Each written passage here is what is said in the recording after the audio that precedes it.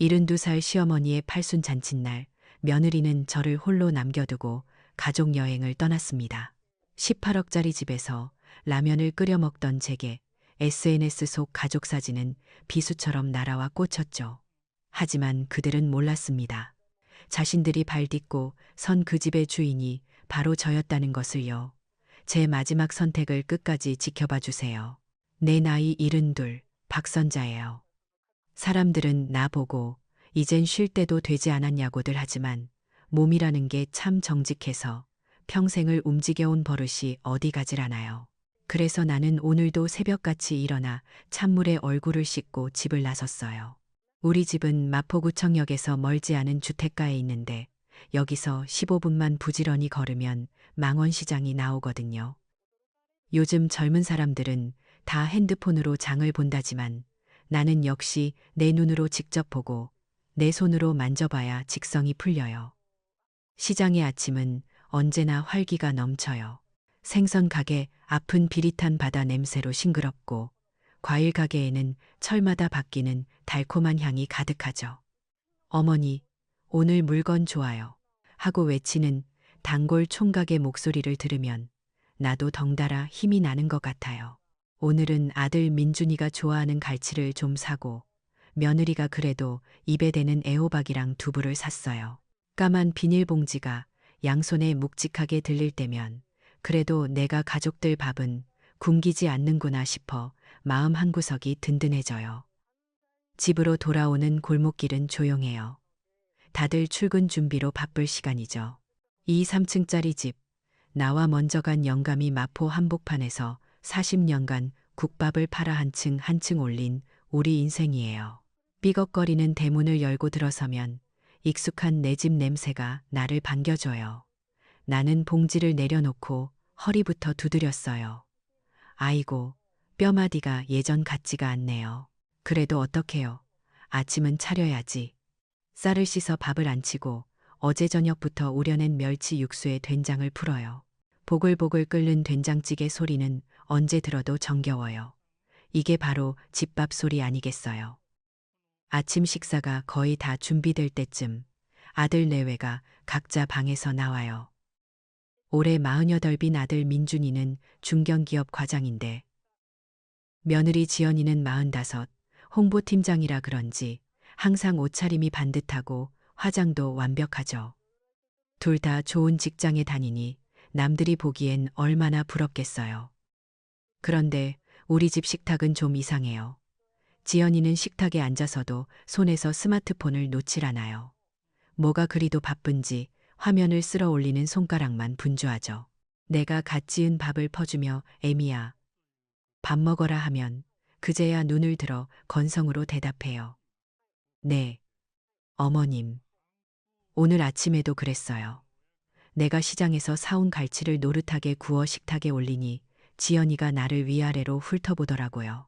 나는 그냥 시장 갈 때 편하게 입는 무릎 나온 몸빼바지에 낡은 카디건을 걸치고 있었거든요. 그걸 보고 지연이가 뭘 했는 줄 알아요? 밥 먹는 아들 들으라는 듯이. 하지만 시선은 나에게 고정한 채로 그랬어요. 그 말에 심장이 쿵 하고 내려앉는 것 같았어요. 촌스럽다. 내가 평생을 일할 때 입고 자식들 키울 때 입었던 편한 옷인데 이게 그렇게 부끄러운 옷인가 싶었죠. 나는 아무 말도 못하고 밥만 내려다봤어요. 그때 민준이가 신문에서 눈을 떼고 한마디 해줄 줄 알았어요. 엄마가 편하시다는데 당신이 왜 그래? 딱 한마디면 되는데. 하지만 우리 아들은 그저 신문 넘기는 소리만 바스락 낼 뿐이었어요.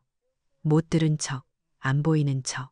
그 침묵이 며느리의 뾰족한 말보다 내 가슴을 더 아프게 찔렀어요. 저 아이 내가 업어 키우고 먹여 키운 내 아들인데 언제부터 저렇게 제 아내 뒤에 숨어버리는 남자가 됐을까요? 저녁 시간이 되면 갈등은 더 선명해져요. 나는 또 저녁 내내 부엌에서 가족들이 좋아할 반찬을 만들어요. 하지만 식탁에 둘러앉아도 대화는 없어요. 각자 스마트폰을 보거나 회사 이야기를 하거나 내게 말을 거는 사람은 없죠. 오늘 저녁에는 내가 정성껏 끓인 된장찌개를 놓고 지연이가 또 한마디 했어요. 어머님, 요즘 사람들은 이렇게 짜게 안 먹어요. 건강에 안 좋게. 그 말투는 분명 존댓말인데 이상하게 나를 깔보는 듯한 느낌이 들어요. 꼭 내가 뭘 모르는 구시대 사람 취급하는 것 같아서요. 손주 학원 문제로 아들 내외가 이야기를 나눌 때도 그랬어요. 나는 그래도 애 할머니인데 한마디쯤은 물어볼 줄 알았죠. 하지만 둘은 나를 없는 사람처럼 자기들끼리만 상의하고 결정해버려요. 민준이는 아내의 의견에 그저 고개만 끄덕일 뿐, 엄마 생각은 어떠세요? 하고 묻는 법이 없어요. 나는 그저 투명인간처럼 앉아 밥만 먹었어요. 이 집의 주인이 누구인지, 이 아이들의 뿌리가 어디인지 다 잊어버린 것 같았어요. 저녁 식사가 끝나고 설거지를 하는데 거실에서 지연이의 밝은 목소리가 들렸어요. 자기야, 이리 와봐. 사진 찍게.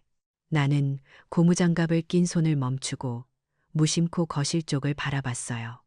지연이가 스마트폰을 들고 남편과 손주를 소파에 앉히고 있었어요. 활짝 웃는 세 사람의 모습이 참 보기 좋았어요. 나도 모르게 흐뭇한 미소가 지어졌죠. 그런데 잠시 후 어깨 너머로 본 지연이의 스마트폰 화면에서 나는 내 눈을 의심했어요. 지연이는 방금 찍은 사진을 올리면서 완벽한 우리 가족이라는 글을 쓰고 있었어요. 그런데 그 사진 속에는 분명 나도 함께 있었는데 교묘하게 내 모습만 잘려나간 채 아들과 손주 그리고 자신만 남아 있었어요. 마치 처음부터 나는 그 자리에 없었던 사람처럼요. 순간 숨이 멎는 것 같았어요. 아, 내가 이 집에서 이런 존재였구나. 사진 한 장에도 같이 담길 수 없는 완벽한 가족이라는 그림에서 지워져야만 하는 그런 존재. 나는 아무 말도 할 수 없었어요. 무슨 말을 하겠어요. 그냥 조용히 돌아서서 내 방으로 들어왔어요. 문을 닫고 나니 그제야 참았던 숨이 터져 나왔어요. 그날 밤 나는 잠을 이룰 수가 없었어요. 먼지 쌓인 장롱 깊숙한 곳에서 낡은 앨범 하나를 꺼냈어요. 한 장 한 장 넘길 때마다 빛바랜 사진 속에서 먼저 간 영감이 그리고 지금의 민준이보다도 젊었던 내가 웃고 있었어요. 갓난아기 민준이를 안고 행복해하던 사진, 첫돌잔치 때 새 식구가 찍은 사진, 국밥집 개업식 날 고생했다며 내 어깨를 감싸주던 영감의 투박한 손. 그때는 가난했지만 우리는 분명 한 가족이었는데 사진 속에는 보이지 않는 끈끈한 정이 있었는데 앨범의 마지막 장을 덮으니 현실의 찬 공기가 더 시리게 느껴졌어요. 언제부터였을까요?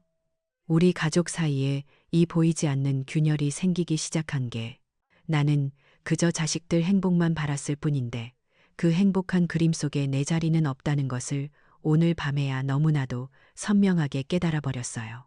창밖은 칠흑같이 어두웠고 내 마음도 그랬어요. 그날 밤 낡은 앨범을 덮고 나서야 내 평생의 시간이 고스란히 담긴 이 집이 더는 온전한 내 공간이 아님을 깨달았어요. 아침 해가 밝아오는 것이 두려웠던 건 처음이었죠. 하지만 시간은 무심하게 흘렀고 어김없이 아침은 찾아왔어요. 며느리 지연이의 기분은 어제 저녁보다 한결 좋아 보였어요. 아마 SNS에 올린 사진에 좋아요가 많이 달리기라도 했나 보죠. 그 평화는 오래가지 않았어요. 주말 아침이었는데 지연이가 느닷없이 거실에 가족 모두를 불러 모았어요. 손에는 두툼한 잡지 몇 권과 태블릿 PC를 들고서 말이에요. 그러고는 아주 밝은 목소리로 선언하더라고요. 우리 집을 리모델링 해야겠다고. 어머님, 민준 씨, 우리 집이 너무 낡고 촌스러워서 친구들을 초대할 수가 없어요. 그 말은 마치 어제 내가 입었던 몸빼바지를 지적하던 그 말투와 똑 닮아 있었어요. 나와 이 집 전체를 촌스러운 것으로 묶어버리는 말이었죠. 지연이는 상의를 하는 게 아니었어요. 이미 모든 계획을 다 세워놓고 통보를 하는 거였어요. 나와 민준이가 뭔가 반응하기도 전에 현관벨이 울렸고 낯선 젊은 남자가 들어왔어요. 지연이가 불렀다는 인테리어 디자이너였죠. 그때부터 내 집은 더 이상 내 집이 아니게 되었어요. 디자이너라는 젊은이는 집안 구석구석을 둘러보며 태블릿에 무언가를 계속 그려 넣었어요. 지연이는 그 옆에 딱 붙어서 이 벽은 허물고 통유리로 해주세요. 주방은 북유럽 스타일로요. 마포구에서 가장 세련된 집으로 만들어주세요. 같은 주문들을 쏟아냈어요. 마치 최고급 레스토랑에서 음식을 주문하는 손님 같았죠. 그 와중에 내 의견을 묻는 사람은 아무도 없었어요. 한참을 그러던 디자이너의 손가락이 거실 한쪽에 놓인 낡은 자개 장식장을 가리켰어요. 그건 내가 시집올 때 친정어머니가 눈물을 훔치며 장만해 주신 혼수였고, 먼저 간 영감과 나의 젊은 시절이 고스란히 담겨 있는 물건이었어요. 그런데 지연이가 그걸 보더니 인상을 팍 쓰며 말하더라고요. 아, 저런 쓰레기는 당연히 버려야죠. 저런 게 있으니 집이 촌스럽고 칙칙해 보이는 거예요. 쓰레기, 내 어머니의 마음, 내 남편과의 추억, 내 40년 세월이 한순간에 쓰레기가 되어버렸어요. 심장이 철렁 내려앉았죠. 나는 나도 모르게 버럭 소리를 질렀어요. 그건 안 된다. 그건 절대 못 버려. 평생을 조용히 살아온 내가 그렇게 큰 소리를 낸 건 처음이었을 거예요. 내 완강한 반대에 지연이는 잠시 놀란 듯했지만 이내 차가운 미소를 지으며 나를 바라봤어요. 그러고는 아주 교묘하게 아들 민준이를 향해 말했죠. 어머님 건강을 위해서라도 시설 좋고 전문적인 요양원에 가시는 게 훨씬 나아요. 여기는 공사하면 먼지도 많고 시끄러워서 지내시기 힘들 테니까요. 요양원. 그 세 글자가 내 귀에 비수처럼 꽂혔어요. 이 집에서 내 흔적을 지우는 것만으로는 부족해서 이제 나라는 존재 자체를 이 집에서 치워버리겠다는 거였어요. 나는 너무 큰 충격에 아무 말도 할 수가 없었어요. 그저 내 아들 민준이의 얼굴만 쳐다봤죠. 제발, 제발 이번만은 내 편이 되어달라고. 이건 그냥 옷이나 음식 투정이 아니지 않냐고. 내 어미의 삶과 역사를 통째로 부정하는 일이 아니냐고 눈으로 애원했어요. 민준이는 아내와 나 사이에서 어쩔 줄 몰라 하며 눈동자만 굴리고 있었어요. 지연이는 그런 남편을 재촉하듯 인터넷에서 찾은 고급 요양원 팜플렛 사진들을 태블릿으로 보여줬어요. 화면 속 요양원은 꼭 호텔처럼 번쩍였죠. 봐요, 민준 씨. 요즘 요양원은 이렇게 잘 나와요. 어머님께는 여기가 훨씬 편안할 거예요. 이건 당신 어머니를 위한 최선의 선택이라고요. 그럴듯한 명분과 논리 앞에서 민준이는 결국 아무런 반박도 하지 못했어요. 그저 생각 좀 해보자는 힘없는 말만 내뱉을 뿐이었죠. 나는 그 순간 깨달았어요. 아, 이 집에서 나의 전통적인 권위는 이미 무너졌구나. 나는 더 이상 이 집의 어른도 주인도 아니구나. 그저 아들 내외의 세련된 삶에 방해가 되는 치워버려야 할 낡은 가구 같은 존재일 뿐이구나. 그날 이후로 지연이의 압박은 더 노골적으로 변했어요. 그녀는 자신의 SNS 친구들에게 곧 멋지게 바뀔 집에서 집들이를 하겠다고 공공연하게 약속을 했고, 그 압박감 때문에 리모델링을 서둘러야 한다며 매일같이 나를 몰아붙였어요. 나는 이 집이 어떤 집인지, 나와 영감이 40년간 새벽같이 일어나 국밥을 팔아번 돈으로 벽돌 한 장 한 장 쌓아 올린 우리의 역사라고 설명하려 했어요. 하지만 지연이는 내 말을 가로막으며 딱 잘라 말했죠. 어머님, 과거에 얽매여 있으면 발전이 없어요. 중요한 건 현재와 미래죠. 나의 과거는 그저 얽매여 있는 것, 발전이 없는 것, 버려야 할 것이었어요. 지연이는 온라인 인테리어 커뮤니티에서 얻은 지식과 최신 유행 사진들을 들이밀며 나를 무지한 사람으로 만들었어요. 내가 가진 정보와 지식은 낮고 초라한 것이 되었고, 스마트폰 화면 속에 번지르르한 정보들이 새로운 권력이 되어 나를 짓눌렀죠. 결국 나는 내 방에 틀어박혀 나오지 않는 것 말고는 할 수 있는 게 없었어요. 내 집에서 완벽하게 고립된 거예요. 거실에서는 여전히 리모델링 계획으로 시끄러웠지만 그 누구도 내 방문을 두드리지 않았어요. 나는 내 삶의 터전이 무너져 내리는 소리를 그저 방 안에서 무력하게 듣고만 있어야 했어요. 정서적인 소외감을 넘어 이제는 내 존재 자체가 위협받고 있다는 것을 뼈저리게 느꼈어요. 이 집은 더 이상 나를 지켜주는 성이 아니라 나를 가두는 그들의 성이 되어가고 있었어요. 요양원 이야기가 나온 뒤로 우리 집 공기는 얼음장처럼 차가워졌어요. 나는 내 방에 갇힌 섬이 되었고 거실에서 들려오는 아들 내외의 목소리는 밀물처럼 나를 고립시켰죠. 그들은 이제 대놓고 나를 없는 사람 취급했어요. 리모델링 계획은 착착 진행되는 것 같았어요. 지연이는 거의 매일 디자이너와 통화를 했고 내 방문 앞을 서성이며 이쪽 벽은 완전히 터야겠어. 같은 말을 아무렇지도 않게 내뱉었으니까요. 그러던 어느 날 지연이가 평소보다 더 분주하게 집안을 쓸고 닦기 시작했어요. 최고급 백화점에서 사온 것 같은 식기들을 꺼내고 비싼 와인을 진열했죠. 무슨 일이냐고 묻지 않아도 알 수 있었어요. 중요한 손님이 오는구나. 아니나 다를까 저녁 무렵 말끔하게 차려입은 지연이가 내 방문을 조심스럽게 열고 들어왔어요. 어머님, 오늘 저녁에 제 직장 상사 부부께서 오시기로 했어요. 아주 중요한 분들이세요. 그녀의 목소리는 꿀을 바른 듯 상냥했지만 눈은 그렇지 않았어요. 그 눈은 내게 경고하고 있었죠. 흠 잡힐 짓은 꿈도 꾸지 말라고. 그녀는 내 낡은 옷차림과 방 안의 세월 묵은 가구들을 한번 쓱 훑어보더니 준비해 온 말을 꺼냈어요. 그러니 오늘은 방에서 식사하시는 게 어떨까요? 제가 따로 잘 차려서 넣어드릴게요. 혹시라도 손님들 앞에서 실수하시면 어머님도 불편하시잖아요. 실수. 그 한마디가 내 가슴에 박혔어요. 내 존재 자체가 실수가 될 수 있다는 뜻이었죠.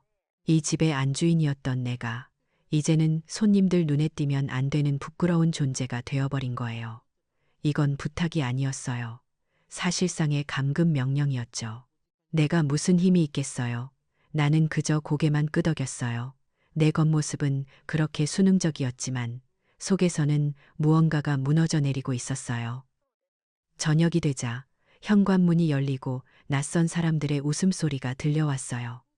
나는 방문에 귀를 기울인 채 숨을 죽였어요. 지연이는 평생 들어본 적 없는 상냥하고 교양 있는 목소리로 손님들을 맞이했고 아들 민준이도 덩달아 거들었어요. 거실에서는 맛있는 음식 냄새와 와인잔 부딪히는 소리, 화기애애한 대화 소리가 흘러나왔어요. 그 모든 것이 문 하나를 사이에 두고 나와는 다른 세상의 일처럼 느껴졌어요. 지연이는 약속대로 내 저녁상을 방으로 들여왔어요. 손님상에 올랐던 음식들을 보기 좋게 담아왔지만 내 입에는 모래알처럼 까끌거렸어요.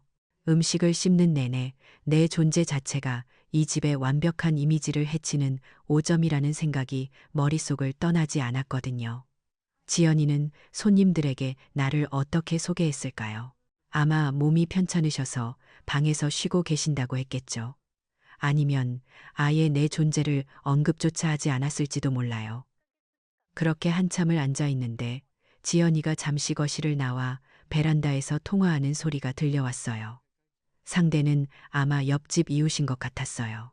나는 나도 모르게 방문에 더 바싹 귀를 갖다 댔어요. 아유, 언니, 말도 마세요. 요즘 저희 어머님이 자꾸 깜빡깜빡하시고 고집을 부리셔서 걱정이에요. 나이 탓이려니 하긴 하는데 약간 노망이라도 드신 건지 자꾸 옛날 물건들 끌어안고 버리지도 못하게 하시고 저희가 아무리 좋게 말씀드려도 소용이 없네요. 순간 내 귀를 의심했어요. 노망. 그 끔찍한 단어가 지연이의 입에서 너무나도 자연스럽게 흘러나왔어요. 그녀는 나를 단순히 고집센 늙은이로 만드는 것을 넘어 정신이 온전치 못한 사람으로 이웃들에게 퍼뜨리고 있었던 거예요.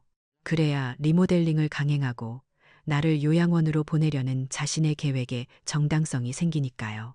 모든 행동에 나이 탓, 치매 탓이라는 딱지를 붙여 내 판단력을 의심하게 만들고 아들 민준이조차 내 말을 믿지 못하게 하려는 속셈이었죠.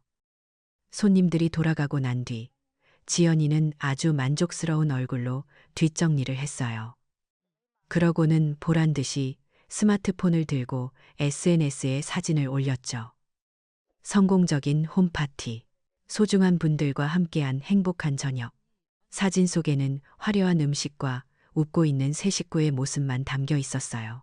그 밑에는 힘든 와중에도 시어머니까지 모시는 최 팀장님, 정말 대단해요. 같은 칭찬 댓글들이 줄을 이었죠. 그들은 이 사진 뒤에 감춰진 끔찍한 진실을 전혀 알지 못했어요. 나는 그 화면을 보며 깨달았어요. SNS와 모바일 메신저는 지연이에게 나를 고립시키고 자신의 거짓된 이미지를 퍼뜨리는 가장 효과적인 무기라는 것을.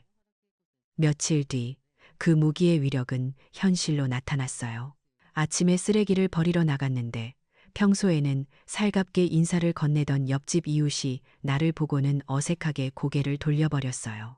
다른 이웃들도 나를 보며 수군거리거나 안타깝다는 듯한 눈빛으로 쳐다보기만 할 뿐 말을 걸지 않았어요. 마포구 이 주택가에서 40년을 넘게 살았는데 나는 순식간에 기피 대상, 동정의 대상이 되어버린 거예요. 최 팀장네 까다롭고 정신 오락가락하는 시어머니, 그게 바로 나를 따라다니는 새로운 이름이었죠. 나는 내가 평생을 뿌리내리고 살아온 이 동네에서조차 완벽한 이방인이 되어버렸어요. 그날 밤 나는 내 방문을 잠갔어요. 거실에서는 여전히 텔레비전 소리와 아들 내외의 말소리가 들려왔지만 그 소리는 더 이상 내게 닿지 않았어요. 나는 텅 빈 방 한가운데에 혼자 앉아 있었어요. 가족에게 버림받고 이제는 이웃에게까지 버림받았다는 깊은 절망감이 온몸을 휘감았어요. 평생을 바쳐 이룬 모든 것이 한순간에 사라져버린 것 같았어요. 눈물이 흐를 법도 한데 이상하게 눈물은 나지 않았어요. 대신 가슴속 가장 깊은 곳에서부터 차갑고 단단한 무언가가 천천히 차오르는 것이 느껴졌어요. 겉으로는 모든 것을 체념한 듯 순응하는 모습이었지만 내 눈빛은 더 이상 슬픔에 젖어 있지 않았어요. 조용히, 아주 조용히 무언가를 결심한 사람의 눈빛으로 변해가고 있었어요. 이대로 끝낼 수는 없다고. 절대로. 내 방에 갇혀 지낸 지 몇 주가 흘렀을까요? 달력에 동그라미 쳐둔 내 팔순 생일이 코앞으로 다가오고 있었어요. 아무리 아들 내외가 나를 없는 사람 취급해도 팔순은 그냥 생일이 아니잖아요. 평생에 단 한 번뿐인 큰 잔칫날인데 나는 속으로 작은 기대를 품었어요. 그래도 이날 하루만큼은 가족들이 나를 돌아봐 주지 않을까. 작은 밥상이라도 함께 차려놓고 아들한테 축하한다는 말 한마디 들을 수 있지 않을까. 그런 헛된 희망이었죠. 생일을 며칠 앞둔 저녁이었어요. 아들 내외가 거실에서 무언가 심각하게 이야기를 나누더니 나를 불렀어요. 오랜만에 듣는 다정한 목소리에 나도 모르게 가슴이 두근거렸어요. 하지만 식탁에 앉은 그들의 입에서 나온 말은 내 마지막 희망마저 산산조각 내는 말이었어요. 어머니, 저희가 요즘 회사 일 때문에 너무 힘들어서요. 이번 생신은 조촐하게 저희끼리 일본 온천 여행 다녀오는 걸로 대신할게요. 며느리 지연이가 마치 큰 선심이라도 쓰는 듯한 표정으로 말했어요. 우리끼리라는 말 속에 내가 포함되어 있지 않다는 것을 깨닫는 데는 그리 오랜 시간이 걸리지 않았어요. 나는 아무 말도 못하고 민준이를 쳐다봤어요. 하지만 아들은 아내의 말이 끝나기 무섭게 고개를 끄덕이며 거들었죠. 네, 엄마. 저희도 좀 쉬어야죠. 다녀와서 좋은 선물 사다 드릴게요. 그들에게 내 팔순은 그저 그들의 고단한 일상에서 벗어나기 위한 좋은 핑계일 뿐이었어요. 가족의 중요한 행사를 그저 개인의 여가와 소비로 대체해버리는 그들의 가치관을 나는 도저히 이해할 수 없었죠. 그들은 내게 더 이상 아무것도 묻지 않았어요. 이미 비행기 표와 호텔 예약까지 다 끝마친 상태였으니까요. 나는 그저 고개를 떨구는 것 말고는 할 수 있는 게 없었어요. 그리고 내 팔순 생일 당일, 집은 텅 비어 있었어요. 이른 아침부터 여행 가방을 끌고 나가는 세 식구의 뒷모습을 나는 창문 너머로 그저 지켜보기만 했어요. 왁자지껄한 웃음소리가 멀어지고 집 안에는 시계 초침 소리만이 유령처럼 울려 퍼졌어요. 평생을 바쳐 지은 이 넓은 집에 오늘 밤은 나 혼자였어요. 점심때가 되어도 배가 고프지 않았어요. 저녁이 되어도 마찬가지였죠. 하지만 굶어 죽을 수는 없으니 나는 무거운 몸을 이끌고 부엌으로 나갔어요. 텅 빈 냉장고를 열어볼 힘도 없어서 찬장 구석에 있던 라면 한 봉지를 꺼내 물을 끓였어요. 꼬불꼬불한 면이 냄비 안에서 풀어지는 것을 멍하니 바라보고 있었죠. 팔순 생일날 저녁상으로 라면이라니 내 신세가 참 처량하다는 생각에 헛웃음이 나왔어요. 그때였어요. 식탁 위에 놓여있던 지연이의 태블릿 PC 화면이 저절로 켜졌어요. 와이파이에 연결되어 있었는지 새로운 알림이 화면을 가득 채우고 있었죠. 지연이가 SNS에 새 게시물을 올렸다는 알림이었어요. 화면 속에는 새 식구가 뜨거운 김이 피어오르는 온천탕 안에서 활짝 웃고 있는 사진이 있었어요. 그 밑에는 이런 글이 적혀 있었죠. 가족여행, 일본 온천, 힐링타임, 엄마 생신 축하 겸. 엄마 생신 축하 겸. 그 네 글자가 내 눈을 후벼 파는 것 같았어요. 나는 뜨거운 라면 냄비 앞에서 차가운 스마트 기기 화면 속에서 웃고 있는 내 가족을 보고 있었어요. 라면의 뜨거운 김과 내 눈에서 흐르는 눈물이 뒤섞여 시야가 흐려졌어요. 아, 이제 정말 끝이구나. 내가 붙들고 있던 마지막 미련의 끈이 바로 이 순간, 이 라면 한 그릇 앞에서 툭 하고 끊어져 버렸어요. 이게 바로 그들이 내게 보내는 마지막 메시지였어요. 당신은 이제 우리에게 아무것도 아니라고. 눈물을 닦을 생각도 하지 않았어요. 대신 나는 조용히 자리에서 일어났어요. 그리고는 내 방으로 들어가 수십 년간 한 번도 열어보지 않았던 장롱 깊숙한 곳에 손을 넣었어요. 손끝에 닿는 낮고 두툼한 감촉. 내가 젊은 시절부터 빼곡하게 적어 내려온 낡은 전화번호 수첩이었어요. 이건 나만의 아날로그 자본이었죠. 나는 떨리는 손으로 수첩을 넘겼어요. 그리고 망원시장에서 국밥집을 할 때 내 옆 가게에서 채소를 팔던 친구 영숙이의 번호를 찾아냈어요. 수화기를 들자 심장이 미친 듯이 뛰었죠. 몇 번의 신호음 끝에 수십 년 만에 듣는 친구의 목소리가 들려왔어요. 나는 울음부터 터뜨렸어요. 그리고는 지난 몇 년간 내가 겪었던 모든 서름과 억울함을 남김없이 쏟아냈어요. 영숙이는 아무 말 없이 내 이야기를 끝까지 들어주었어요. 그리고는 버럭 나 대신 화를 내주었죠. 선자야, 이 미친 것들. 너 그렇게 당하고만 살 거야? 내 권리는 네가 찾아야지. 누가 찾아줘. 친구의 그 한마디에 정신이 번쩍 들었어요. 영숙이는 자기가 아는 사람 중에 아주 믿을만하고 입 무거운 부동산 중개인이 마포구 토박이로 있다며 그 사람을 소개해 주겠다고 했어요. 진정한 내 편, 내 인적 네트워크가 수십 년 만에 다시 가동되기 시작한 거예요. 나는 영숙이가 문자로 보내준 번호를 스마트폰에 저장했어요. 이전까지 나를 괴롭히고 소외시켰던 이 차가운 기계가 이제는 내 복수를 위한 무기가 될 참이었죠. 나는 통화 버튼을 누르기 전 크게 심호흡을 했어요. 부동산 중개인과 전화가 연결되었을 때 내 목소리는 더 이상 울먹이지 않았어요. 슬픔에 잠긴 늙은이의 목소리가 아니었죠. 그건 40년간 시장 바닥에서 억척같이 장사를 해온 사업가 박선자의 목소리였어요. 나는 내 상황을 길게 설명하지 않았어요. 대신 아주 간결하고 단호하게 말했죠. 사장님, 제가 마포구에 3층짜리 주택을 하나 가지고 있습니다. 이걸 아무도 모르게 가장 빠른 시간 안에 처분하고 싶습니다. 수화기 너머의 침묵. 하지만 내 마음은 놀랍도록 평온했어요. 절망의 나라 끝에서 나는 마침내 내가 가야 할 길을 찾아낸 거예요. 전략적 행동의 첫 발을 내디딘 순간이었죠. 부동산 중개인에게 전화를 건 다음 날, 나는 내 평생 처음으로 가장 비싼 옷을 사 입었어요. 시장 바닥에서 흙먼지 묻히며 입던 몸빼바지도 아들 녀석이 사준 낡은 카디건도 아니었어요. 백화점에 가서 가장 점잖고 단정해 보이는 투피스를 골랐죠. 이건 나 자신을 위한 갑옷이었어요. 40년간 국밥을 팔아온 박선자가 아니라 18억짜리 부동산의 소유주 박선자로서 첫걸음을 떼는 의식이었죠. 내 친구 영숙이가 소개해준 부동산 중개인은 과연 소문대로 입이 무겁고 일 처리가 확실한 사람이었어요. 그는 나를 사모님이라 부르며 깍듯하게 대했지만 그 눈은 내가 정말 이 집을 팔 의지가 있는지, 내 정신은 온전한지 날카롭게 살피고 있었어요. 그는 아마 며느리가 퍼뜨린 소문을 조금은 들었을지도 모르죠.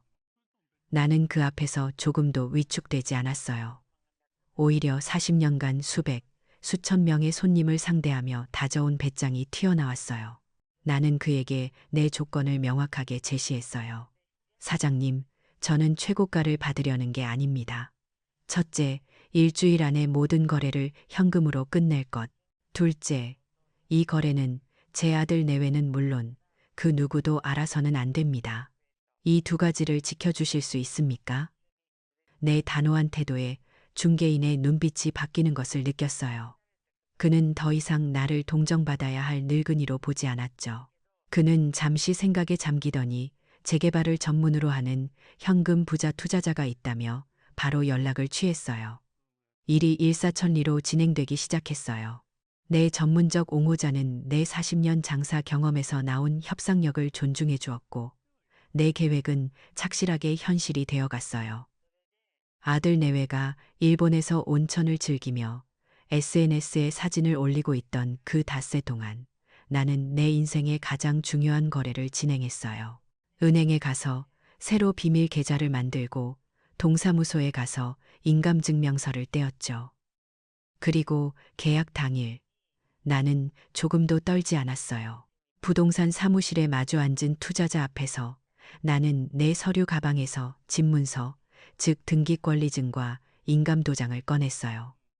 묵직한 인감도장을 들어 붉은 인주를 묻히고 계약서 위 박선자 이름 옆에 찍는 순간 나는 내 지난 세월의 무게를 함께 꾹 눌러 담았어요. 이 단순하고 아날로그적인 행위가 내 아들 내외가 그토록 자랑스러워하던 디지털 기반의 허울 좋은 삶을 송두리째 파괴할 것이라는 것을 나는 알고 있었죠. 계약이 성사되고 다음 날 내 비밀 계좌에는 1800이라는 평생 구경도 못 해본 숫자가 찍혔어요. 나는 마지막으로 마포구청 민원실에 가서 소유권 이전 등기까지 완벽하게 마무리했어요. 이제 이 집은 법적으로도 실질적으로도 더 이상 내 것이 아니었어요. 나는 자유로워진 거예요. 모든 것을 끝마친 바로 다음 날 아들 내외가 일본에서 돌아왔어요. 현관문을 열고 들어서는 그들의 얼굴에는 피곤함과 동시에 만족감이 어려 있었죠. 지연이는 내게 일본에서 사온 과자 상자를 툭 던져주며 생색을 냈어요. 어머님, 저희 왔어요. 이거 어머님 선물이에요. 나는 아무 말 없이 그걸 받아들었어요. 그날 저녁 아들 내외는 나를 거실 소파에 앉혔어요. 분위기가 심상치 않았죠. 지연이는 위조된 염려가 가득한 얼굴로 서류 몇 장을 꺼내 내 앞에 내밀었어요. 어머님, 저희가 여행 가서 깊이 생각해 봤는데요. 아무래도 어머님이 요즘 기억력도 안 좋으시고 하니 이제 저희가 어머님 재산을 관리해 드리는 게 좋을 것 같아요. 어머님을 위해서예요. 그 서류는 사실상의 재산 포기 각서였어요. 내가 노망이 들었으니 모든 법적 권리를 자식들에게 넘기라는 내용이었죠. 내 마지막 남은 것까지 모조리 빼앗으려는 그들의 탐욕이 종이 위에서 꿈틀거리고 있었어요. 나는 그 서류를 쳐다보지도 않았어요. 대신 그들의 얼굴을 물끄러미 바라봤죠. 모든 것이 끝났다는 것을 모른 채 자신들의 승리를 확신하는 저 어리석은 얼굴들을 나는 내 옆에 놓아두었던 서류 가방을 조용히 열었어요. 바로 그때였어요. 띵동. 날카로운 초인종 소리가 거실의 무거운 공기를 갈랐어요. 지연이는 누구세요? 하며 짜증스럽게 현관으로 향했죠. 문을 열자 낯선 중년 남자가 서 있었어요. 저, 새로 이사 온 집주인입니다. 이사 날짜를 상의 드리려고 왔는데요. 새로운 집주인, 그 한마디에 지연이의 얼굴이 하얗게 굳어졌어요. 민준이도 소파에서 벌떡 일어났죠. 그들은 도무지 상황을 이해하지 못하고 있었어요. 나는 바로 그 순간을 기다렸어요. 나는 서류 가방에서 내가 준비한 서류들을 꺼내 테이블 위에 펼쳐 놓았어요. 부동산 매매 계약서, 그리고 내 비밀 통장에 찍힌 18억 원의 입금 내역서. 아들 내외의 시선이 서류 위를 미친 듯이 오갔어요. 믿을 수 없다는 경악과 공포, 그리고 점차 번져가는 절망감. 그들의 표정이 시시각각 무너져 내리는 것을 나는 똑똑히 지켜봤어요.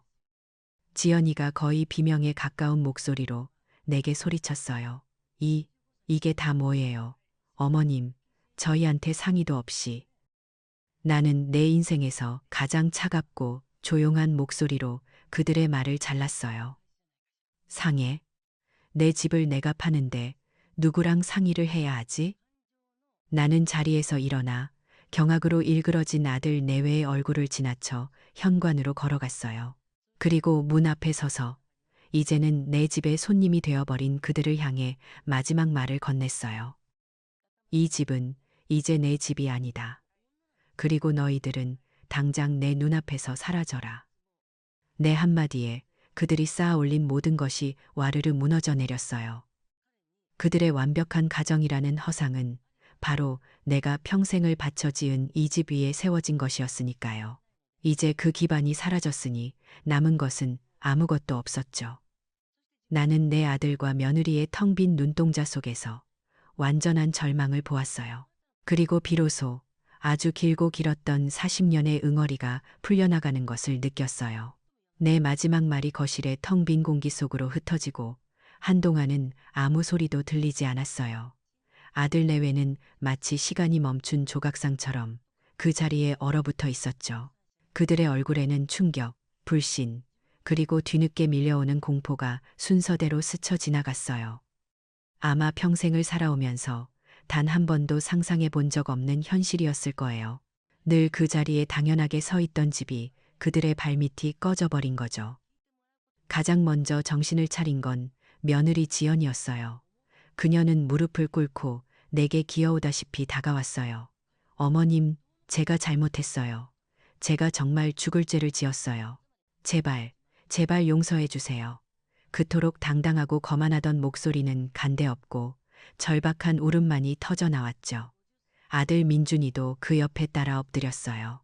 엄마, 내가 잘못했어. 내가 평생 효도할게. 제발 우리를 내쫓지 마세요. 하지만 내 마음은 조금도 흔들리지 않았어요. 나는 그들을 내려다보며 조용히 말했어요.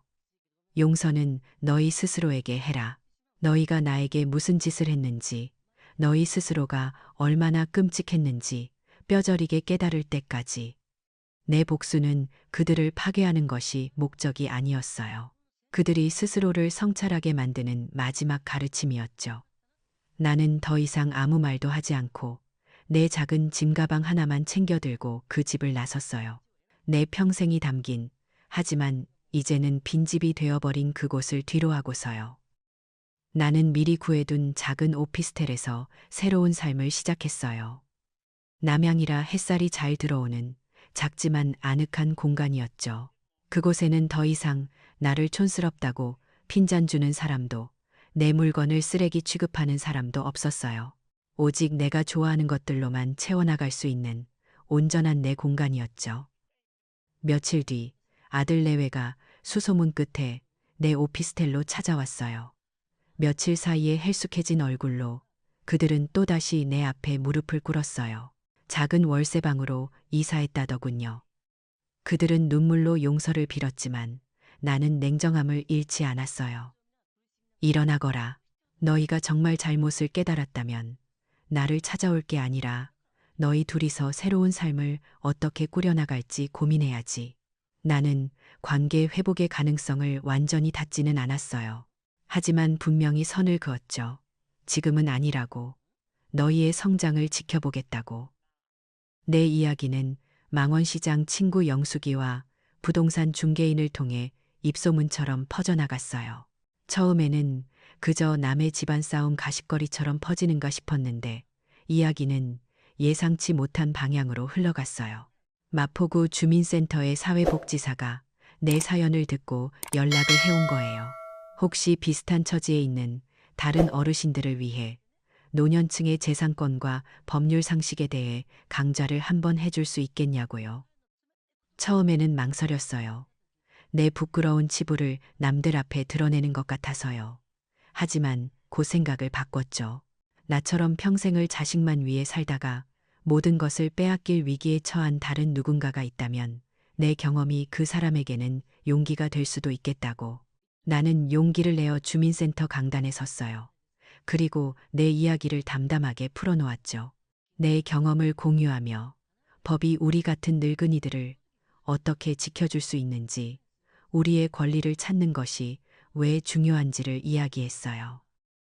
내 강좌는 엄청난 호응을 얻었어요.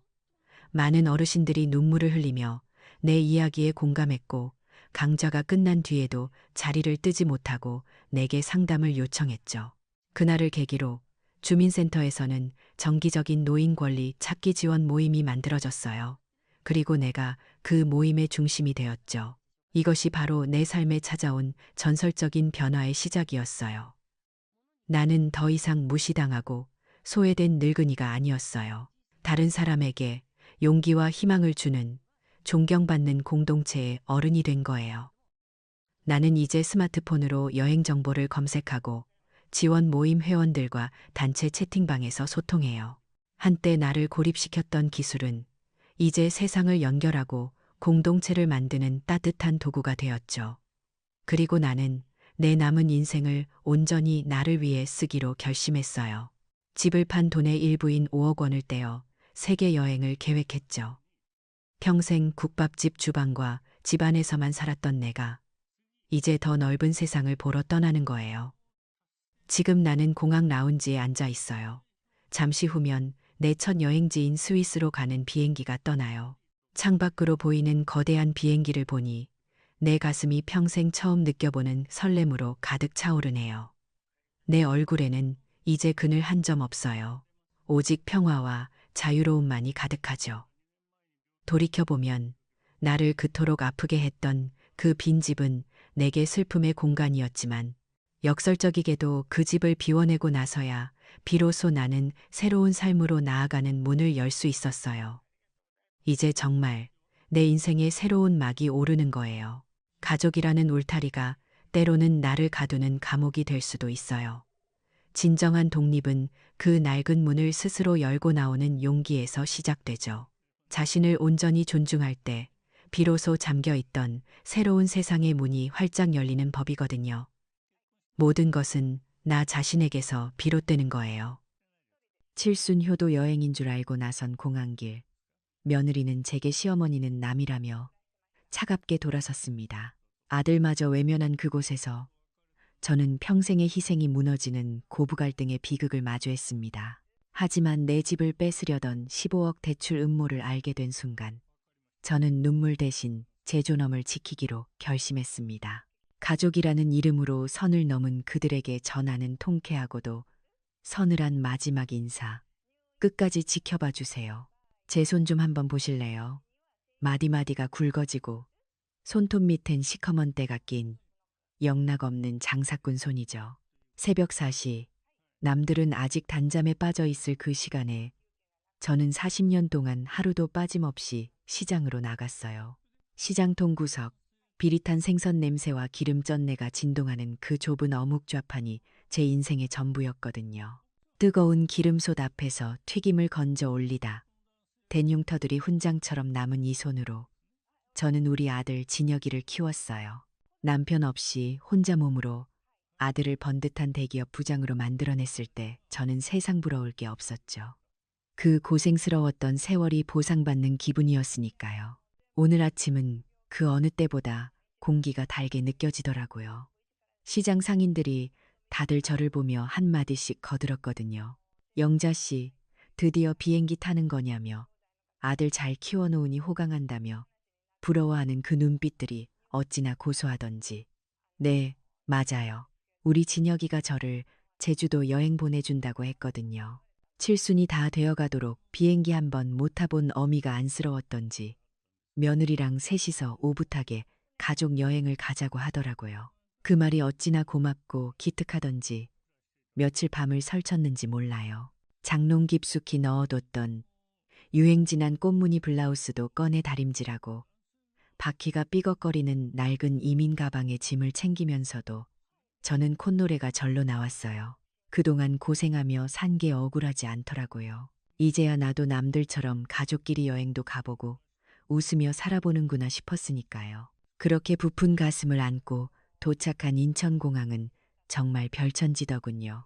바닥이 어찌나 반질반질한지 제 낡은 운동화가 비치는 것 같아서 걸을 때마다 저절로 발이 오그라들었어요. 으리으리한 천장에 세련된 옷을 입고 바쁘게 오가는 사람들 사이에서 저는 자꾸만 작아지는 기분이 들었죠. 그래도 괜찮았어요. 곧 우리 아들과 며느리를 만날 테니까요. 약속한 장소인 3층 출국장 게이트 앞을 서성이며 두리번거리는데 저만 치서 익숙한 얼굴이 보이는 거예요. 우리 아들 진혁이랑 며느리 혜진이었어요.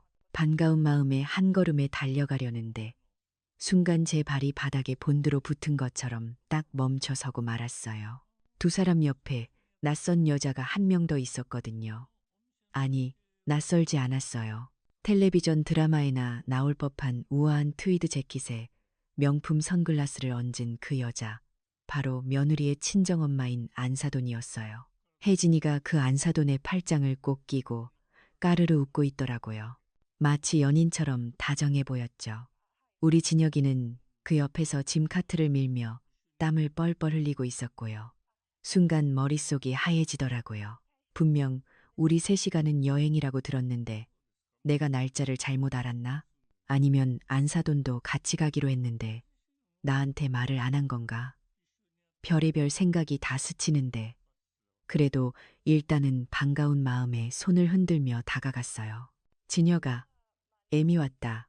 제 목소리에 세 사람의 시선이 동시에 저에게 꽂혔어요. 그런데 그 눈빛들이 반가움이 아니었어요. 마치 봐선 안 될 흉물이라도 본 것처럼 당황한 기색이 역력하더라고요. 특히 며느리 혜진이의 표정은 차갑게 굳어지더니 제가 가까이 가기도 전에 곰돌아서서 저를 막아서는 게 아니겠어요. 저는 그 서슬퍼런 기세에 눌려 멈칫할 수밖에 없었죠.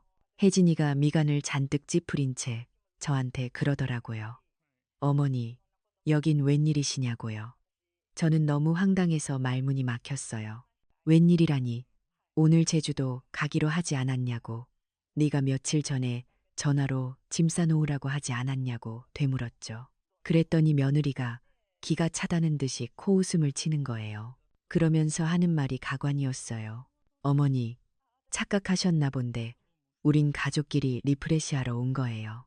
오해하지 마세요. 가족. 제가 잘못 들은 건가 싶어 멍하니 서 있는데 혜진이가 제 가슴에 대못을 박는 말을 아무렇지도 않게 뱉어내더라고요.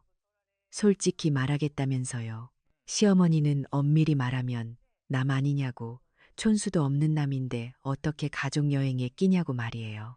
자기네 엄마, 그러니까 안사돈이 진짜 가족이지. 어머니가 끼면 불편해서 어디 제대로 놀 수나 있겠냐고 쏘아붙이는데 저는 순간 귀를 의심했어요. 평소에도 저를 살갑게 대하는 편은 아니었지만 이렇게 대놓고 남 취급을 할 줄은 꿈에도 몰랐거든요. 저는 떨리는 입술을 겨우 떼서 아들을 쳐다봤어요. 진혁아, 이게 무슨 소리냐? 내 처가 하는 말이 맞냐고 눈빛으로 물었죠. 그런데 세상에 제 아들이라는 놈이 제 눈을 피하더라고요. 바닥만 내려다보면서 쩔쩔매는 꼴이 40년 동안 어묵 팔아 가르친 보람이 겨우 이건가 싶어 억장이 무너졌어요. 아들이 기어 들어가는 목소리로 겨우 한마디 하더군요. 엄마, 그냥 돌아가시라고요. 장모님 처음 비행기 타시는데 괜히 분위기 망치지 말라고요. 분위기요? 자기를 낳아준 어미가 분위기를 망치는 존재라니. 그 말이 비수처럼 제 심장을 후벼 팠어요. 그때였어요. 팔짱을 끼고 우아하게 서 있던 안사돈이 선글라스를 살짝 내리며 저를 훑어보더라고요. 마치 더러운 벌레라도 보는 듯한 그 눈빛, 저는 평생 잊지 못할 거예요. 안 사돈이 혀를 차며 그러더라고요. 사돈, 눈치 챙기셔야죠. 젊은 애들이 모처럼 효도하겠다는데 왜 끼어들어서 이 사단을 만드냐고요. 그 옆에서 며느리가 결정타를 날렸어요. 제 낡은 옷과 달아빠진 캐리어를 손가락질하면서 큰 소리로 말했죠. 어머니, 그 차림 좀 보세요. 냄새나는 시장옷 입고 오셔가지고 우리 엄마 옆에 서니까 딱 가정부 꼴이잖아요. 창피해서 정말. 가정부, 식모. 그 단어가 제 머릿속에서 윙윙거리며 맴돌았어요. 저는 평생을 떳떳하게 노동하며 살았는데 자식 눈에는 그저 냄새나고 부끄러운 우아한 장모님 옆에 세워두기엔 격떨어지는 가정부처럼 보였던 거예요. 얼굴이 화끈거리고 다리가 후들거려서 서 있을 수가 없었어요. 주변을 지나가던 사람들이 힐끗거리는 시선이 느껴졌지만 며느리는 아랑곳하지 않고 안사돈의 팔을 끌며 출국장 안으로 들어가 버렸어요. 아들놈은 죄 지은 사람 마냥 쭈뼛거리며 그 뒤를 따라갔고요. 뒤도 한번 돌아보지 않더군요. 그렇게 세 사람은 빛나는 출국장 안으로 사라졌고 저만 덩그러니 남겨졌어요. 화려한 공항 한복판에 낡아빠진 이민 가방 하나와 함께 버려진 거죠. 멍하니 서 있는데 눈물조차 나오지 않았어요. 너무 기가 막히고 충격이 커서 감각이 마비된 것 같았거든요. 사람들이 여행을 떠나는 설렘으로 가득 찬 그 공간에서 저는 철저하게 이방인이었어요. 아니, 이방인보다 못한 존재였죠. 자식에게 부정당하고 가족이라는 울타리 밖으로 내동댕이 쳐진 늙은이. 제 손을 내려다봤어요. 굵어진 마디와 거친 피부. 이 손으로 40년을 튀겨낸 건 어묵이 아니라 어쩌면 제 헛된 희망이었을지도 모르겠다는 생각이 들었어요. 아들 입에 밥 들어가는 것만 봐도 배부르다며 살았던 그 모든 시간이 저 화려한 공항 조명 아래서 산산이 부서져 내리는 것 같았죠. 며느리가 했던 말이 귓가에 맴돌았어요. 시어머니는 남이라고. 그래요. 저는 오늘에서야 알았어요. 저는 그들에게 어머니가 아니라 그저 짐스러운 남일 뿐이었다는 사실을요. 시끄러운 공항 안내방송 소리가 웅웅거리며 들려오는데 제 마음속엔 찬바람만 쌩쌩 불었어요. 뱃속 깊은 곳에서부터 뜨거운 것이 울컥 치밀어 오르는데 그건 슬픔이라기보단 뼈에 사무치는 외로움이었고 또 그 무엇과도 바꿀 수 없는 참담한 수치심이었어요. 갈 곳 잃은 제 낡은 캐리어, 손잡이만 생명줄인 양 꽉 쥐고서 저는 한참을 그 자리에 못 박힌 듯 서 있을 수밖에 없었습니다. 이게 제가 겪은 지옥 같은 여행의 시작이었어요. 공항 철도를 타고 돌아오는 그 길이 얼마나 길고 아득했는지 아세요? 창밖은 칠흑 같은 어둠뿐인데 유리창에 비친 제 모습이 꼭 물에 빠진 생쥐 꼴이더라고요. 맞은편에 앉은 젊은 커플이 캐리어를 사이에 두고 속닥거리며 웃는데 그 행복한 모습이 어찌나 눈부신지 차마 쳐다볼 수가 없어서 고개를 푹 숙였어요. 바퀴 달린 이민 가방이 덜컹거릴 때마다 제 심장도 같이 덜컥 내려앉는 것 같았죠. 며느리가 공항에서 쏘아붙였던 그 말, 가정부 꼴이잖아요 라는 그 독설이 귓가에서 웅웅거리며 떠나질 않았거든요.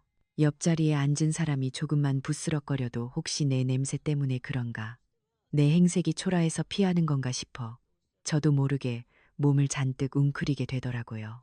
평생을 당당하게 살아왔다고 자부했는데 자식에게 부정당하고 나니 세상 모든 사람들의 시선이 날카로운 바늘처럼 느껴졌어요.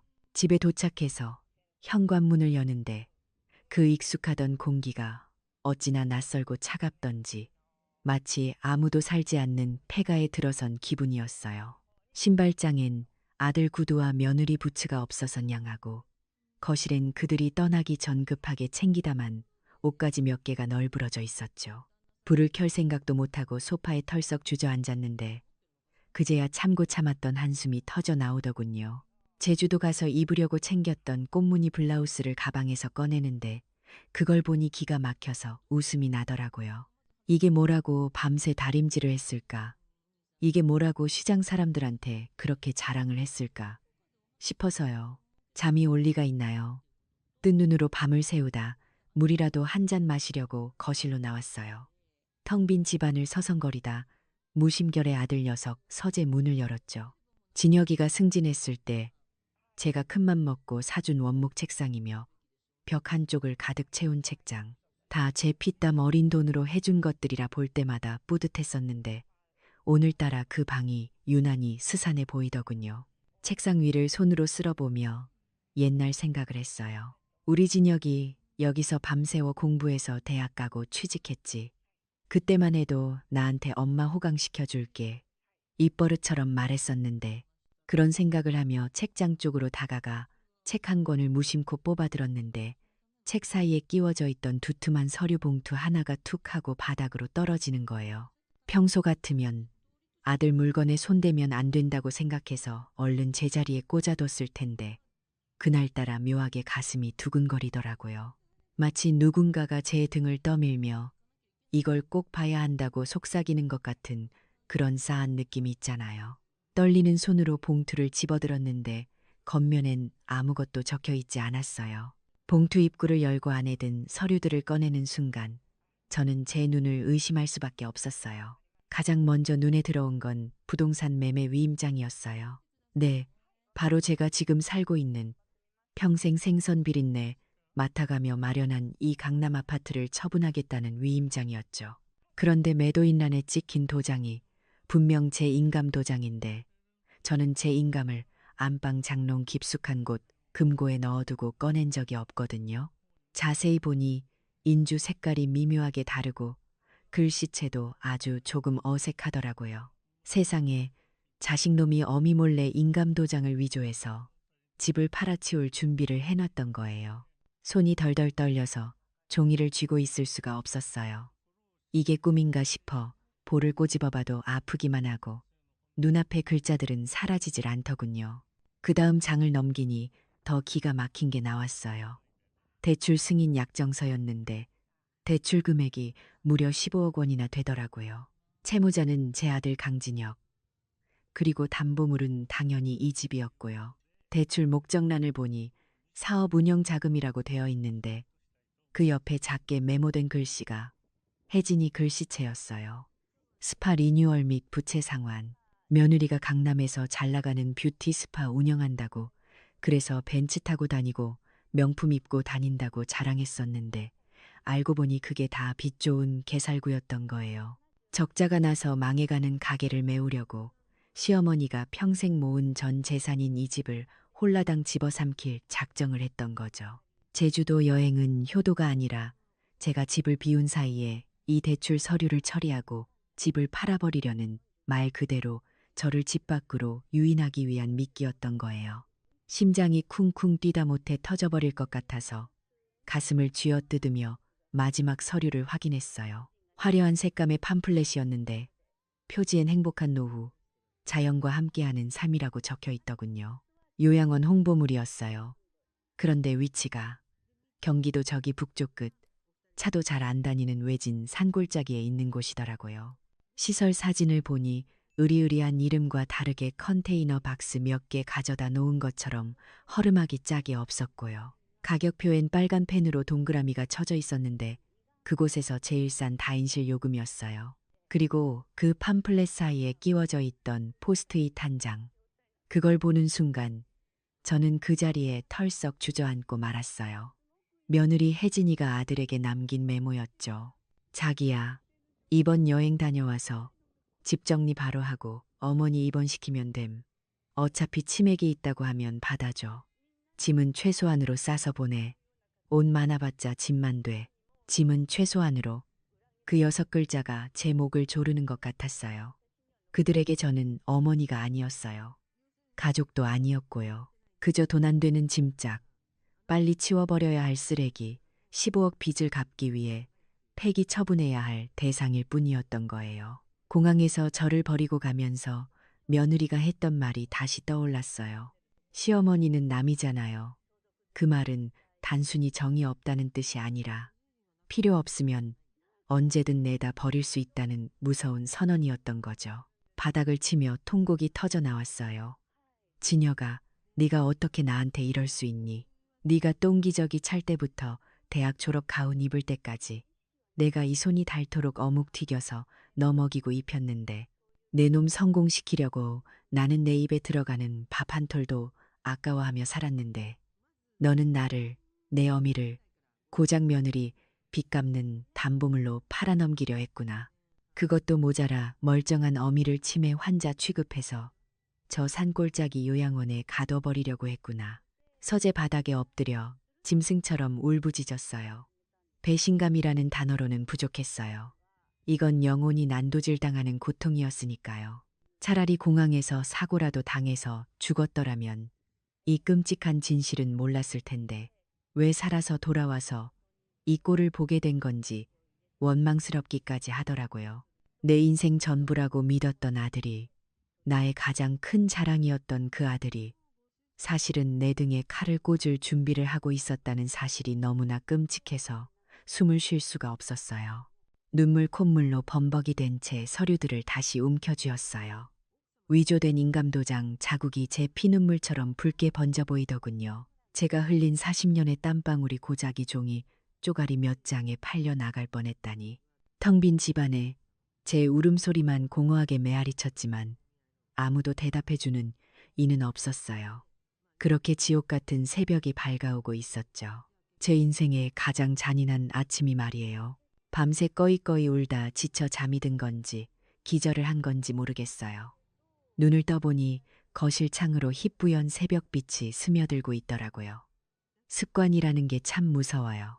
40년 동안 새벽 4시면 어김없이 눈을 떴던 그 버릇 때문에 지옥 같은 현실 속에서도 제 몸은 시장 나갈 채비를 하라고 신호를 보내더군요. 부어터진 눈으로 거울을 봤는데 거울 속에 웬 늙고 초라한 할미 하나가 멍하니 서 있는 거예요. 어제까지만 해도 아들 효도받는다며 들떠있던 그 한영자는 온데간데 없고 배신감에 난도질당한 껍데기만 남아있었죠. 그런데 찬물로 세수를 하고 정신을 차리니 뱃속 깊은 곳에서 뜨거운 것이 울컥하고 치밀어 오르더라고요. 그건 슬픔이 아니었어요. 아주 시퍼렇게 날이 선 분노였죠. 제가 이 돈을 어떻게 모았는데요. 엄동설 안에 꽁꽁 언 생선 내장을 맨손으로 따내고 한여름 펄펄 끓는 기름 쏟아해서 얼굴이 익어가며 100원, 200원 악착같이 모은 돈이에요. 시장 바닥에서 억척스러운 여자라고, 돈에 미친 여자라고 손가락질 받아가며 지켜낸 내 피고 살이란 말이에요. 그런데 그 피 같은 돈을 내 아들이라는 놈이 며느리 빚 갚는 데 털어넣고 나를 고려장시키려고 했다고요. 그제야 정신이 번쩍 들더군요. 내가 여기서 주저앉아 울고만 있으면 저들은 나를 진짜 치매 노인 취급하며 그 산골짜기 요양원에 쳐넣겠구나. 호랑이 굴에 들어가도 정신만 차리면 산다는데 내 집 안방에서 눈 뜨고 코 베일 수는 없다는 오기가 생겼어요. 눈물을 쓱 닦아내고 주먹을 꽉 쥐었죠. 그래, 어디 한번 해보자. 내가 시장 바닥에서 산전수전 다 겪은 한영자다. 너희들이 사람을 잘못 봤어. 해가 뜨자마자 옷을 갈아입고 집을 나섰어요. 평소 알고 지내던 시장 상인의 회장님께 전화를 걸어 소개받은 변호사 사무실로 향했죠. 강남 한복판에 있는 번듯한 사무실이었는데 가사소송 및 재산 환수 전문이라는 명패가 눈에 들어오더군요. 변호사님 앞에 앉아 어젯밤 발견한 서류 봉투를 내밀었어요. 위조된 인감도장이 찍힌 매매 위임장, 15억 대출 약정서, 그리고 그 기가 막힌 요양원 메모까지. 변호사님이 서류를 한 장 한 장 넘기는데 그 표정이 점점 심각해지더라고요. 한참 만에 안경을 고쳤으며 저를 보시는데 그 눈빛에 안타까움이 가득했어요. 변호사님이 그러시더군요. 정황은 너무나 명백한데 가족 간의 문제라 법적으로 다투기가 생각보다 까다로울 수 있다고요. 아들 부부가 어머니가 구두로 동의해놓고 이제 와서 딴소리 하신다라고 우기면 치매 진단서 같은 걸 조작해서 저를 금치산자로 몰고 갈 수도 있다는 거예요. 등골이 서늘해졌어요. 그들이라면 충분히 그러고도 남을 위인들이니까요. 변호사님이 제 손을 잡으며 단호하게 말씀하셨어요. 어머니, 확실한 물증이 더 필요합니다. 서류는 위조 사실을 입증해야 하지만 가장 강력한 건 그들의 육성 자백입니다. 본인들 입으로 범행 계획을 말하는 걸 녹음하세요. 그게 있으면 게임 끝입니다. 자백이라. 제 심장을 찌른 그 칼자루를 쥔 놈들의 입으로 직접 죄를 불게 만들어야 한다니 끔찍하지만 피할 수 없는 길이었죠. 사무실을 나와 곧장 전자상가로 향했어요. 첩보 영화에서나 보던 초소형 카메라와 녹음기를 사러 가는 제 발걸음이 어찌나 무겁고 떨리던지 가게 주인이 할머니 이런 건 어디에 쓰시게요? 하고 묻는데 차마 아들 며느리 감시하려 한다고 말할 수가 없어서 요즘 도둑이 많다길래 하고 얼버무렸어요. 손가락만한 녹음기와 화분 속에 숨길 수 있는 작은 카메라를 받아들고 집으로 돌아오는데 가슴이 쿵쿵 뛰어서 터질 것만 같았어요. 내가 내 집에서 내 자식을 상대로 이런 짓까지 해야 하나 싶어 자괴감이 들다가도 요양원 팜플렛을 떠올리면 다시 이가 갈렸죠. 집에 도착해서는 마치 도둑고양이처럼 살금살금 움직였어요. 거실 소파 뒤쪽 화분 사이에 카메라를 숨기고 부엌 식탁 및 보이지 않는 곳에 녹음기를 테이프로 붙였죠. 안방 장롱 위에도 하나 더 설치했고요. 기계가 제대로 작동하는지 몇 번이나 확인하고 나서야 겨우 안심이 되더라고요. 그리고는 아무 일도 없었던 것처럼 집을 치우고 냉장고에 있는 재료들을 꺼내 다듬기 시작했어요. 며칠 뒤면 그들이 돌아올 테니까요. 저는 이제부터 연기를 해야 했어요. 아무것도 모르는 그저 아들 며느리 여행 다녀오기만을 기다린 무지하고 순진한 시어머니 역할을요. 드디어 그날이 왔어요. 현관문 도어락이 띠로리하고 열리는 소리가 들리는데 순간 심장이 덜컥 내려앉는 것 같더라고요.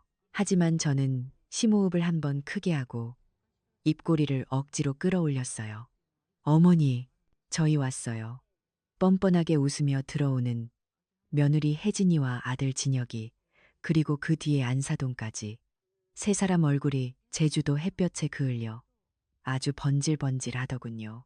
저를 공항에 버리고 가서 셋이서 얼마나 신나게 놀았는지 얼굴에 쓰여 있었어요. 속에서 천불이 났지만 저는 버선발로 뛰어나가 반기는 척을 했어요. 아이고, 왔냐. 그래, 재미있게 놀다 왔어. 사돈 어른도 고생 많으셨죠. 제 말에 세 사람이 순간 움찔하며 눈빛을 교환하더군요. 아마 제가 화를 내거나 울고불고 할 줄 알았나 봐요. 하지만 제가 너무 태연하게 심지어 밥까지 차려놨다고 하니까 오히려 당황한 눈치였어요. 혜진이가 살살 눈치를 보며 묻더라고요. 어머니 공항에서 혼자 오시느라 힘드셨죠.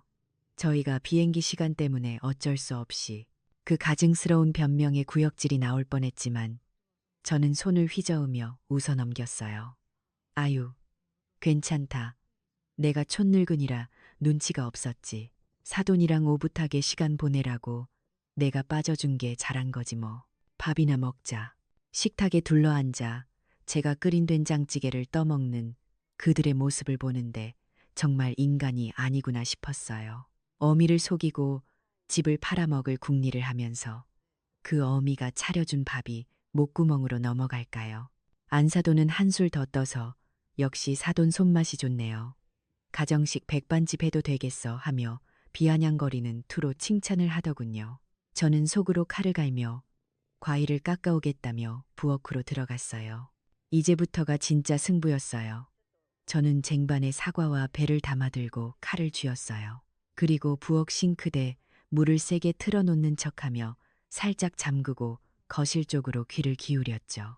그들은 제가 물소리 때문에 안 들릴 거라고 생각했는지 아니면 저를 그저 멍청한 늙은이로 봐서 방심했는지 거실 소파에 앉아 자기들끼리 속닥거리기 시작하더군요. 저는 숨을 죽이고 식탁 밑에 붙여둔 녹음기가 잘 돌아가고 있기를 간절히 빌었어요. 혜진이의 목소리가 들렸어요. 아주 의기양양한 목소리였죠. 엄마, 내가 말했잖아. 서류 처리는 완벽해.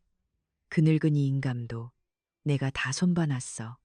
엄마는 이제 그 집 명에 넘겨받을 준비만 해. 우리 빚 15억. 그 집 담보로 대출받은 걸로 일단 급한 불 끄고 나머지 차액은 엄마가 챙겨서 노후 즐기면 돼. 안사돈이 호호 웃으며 맞장구를 치더군요. 아유, 우리 딸 똑똑하기도 하지. 근데 사돈이 나중에 알면 난리치지 않겠니? 그 말에 진혁이가 끼어들었어요.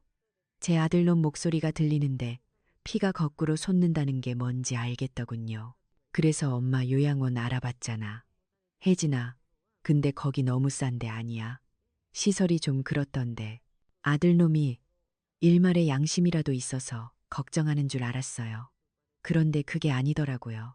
혹시라도 남들이 볼 때 너무 구린데 보냈다고 욕먹을까봐 자기 체면 걱정하는 거였어요. 그러자 혜진이가 짜증 섞인 목소리로 대답했죠. 이 말이 결정타였어요. 자기야, 돈 아껴야지. 지금 찬밥 더운 밥 가릴 때야. 어차피 치맥이 있다고 진단서 끊어서 넣으면 아무도 몰라. 들어가면 금방 적응해. 약 좀 세게 쓰면 얌전해진대. 그 집 팔아서 우리 빚 갚고 새 출발하려면 이 방법밖에 없어.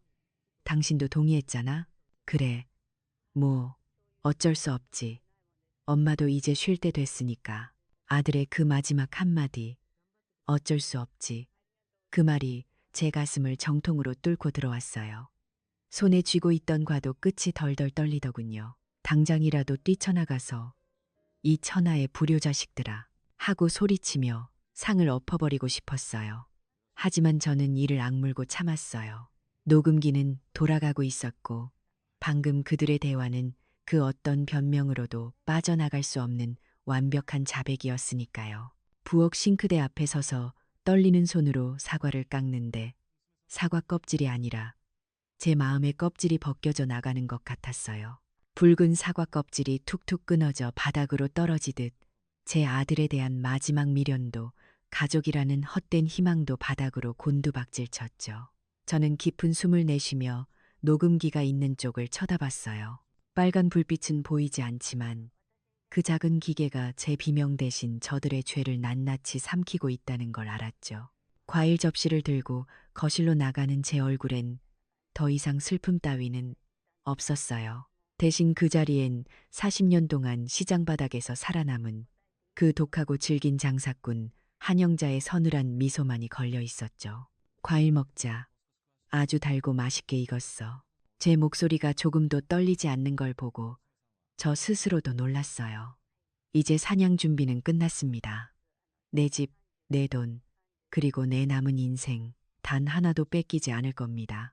그대가가 너희들의 파멸이라 해도 말이죠. 변호사님에게서 다급한 전화가 걸려온 건 제가 아들 내외에게 아무렇지 않은 척 점심과일을 깎아주고 난 직후였어요.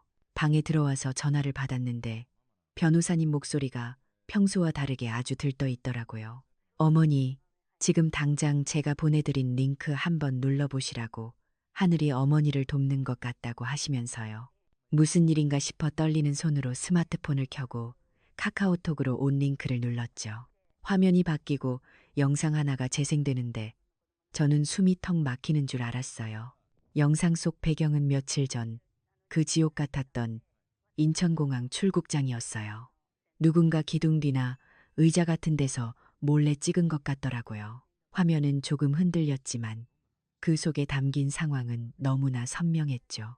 낡은 점퍼 차림에 제가 덩그러니 서 있고 그 앞을 명품으로 휘감은 며느리와 안사돈이 가로막고 있는 모습이었어요. 그리고 며느리 혜진이의 그 날카로운 목소리가 공항 소음을 뚫고 비수처럼 꽂히더군요.